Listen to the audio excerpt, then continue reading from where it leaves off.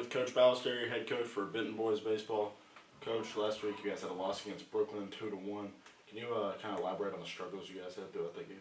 Yeah, I mean, we just made an error in the first inning that cost us 2 runs, and then we pitched awesome. I mean, they didn't get the runner to second base after the first inning, and we just didn't hit the ball. We hit the ball right at them. I think we only struck out 4 times, but we just as a team, we're just not hitting the ball like we need to be, and that. But there's really not any reason for us to panic. I mean, every team goes through a time in the year where their bats aren't as hot as what they usually are, and we just got to hope that we come out of it, and we need to come out of it now, because these next 2 weeks are going to be the determination of our conference seeding for the state tournament. Yeah. All right. Despite the loss, was there a standout player from that game that you could? I mean, I would say our pitching was what really stood out. I mean, we had we threw 3 different guys, and all 3 of them did a great job. And we just other than that, we really didn't. We had a couple guys that had some good at bats. We had a freshman that had 3 really good at bats. But we also made some base running mistakes. So when we made 2 or 3 different base running mistakes, and when you're not putting together hits, any kind of mistake, whether it's an error in the field or mental errors on the bases, they become crucial. A first inning error that cost us 2 runs shouldn't cost us the game. We should be able to overcome that. Yeah.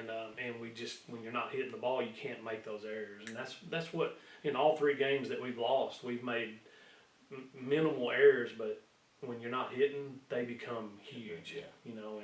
And all three games, those errors became devastating, and we've just got to get to where it's not that much pressure is not put on us, and because the pressure starts building up, and it gets harder and harder to hit. Gotcha. So you meet Cabot tonight. Mm-hmm. What do you know about them as a team? They'll probably be the best team we played all year. They're leading the 6A Central Conference, and the thing I've heard about them is they hit real well. So we're not really worried about. I want us to go out and play good. I want us to get some good ABs, and give a couple of pitchers that hadn't pitched a whole lot of opportunity to pitch, and to get hopefully we'll get some confidence and get some more depth on the mound there, and our lineup's going to look a little different tonight. We got some guys that are hurt right now, and so we're hoping that we can get those guys well. If we don't play them tonight, hopefully they'll be able to play tomorrow night in our conference game. Gotcha. And then you talked about conference. Maumelle tomorrow, they're a pretty solid conference team. Yeah, I mean their record's real deceiving. I think they're like 500, and they're like 4-4 in conference. But they've already played Little Rock Christian. They've already played Sylvan Hills. They got swept by both of them. But they're probably going to have the best pitching we've seen all year, and we're going to have to go out there and play the best baseball we've played all year to beat them. And that's what you want to, when you're playing a big conference game, you want to play the best you can play. And there's no doubt in my mind, if we go out there and play the best we can play, we're going to win the games, both of them. So anytime you can feel, coaches can feel like if we play like we're supposed to play, we're going to win.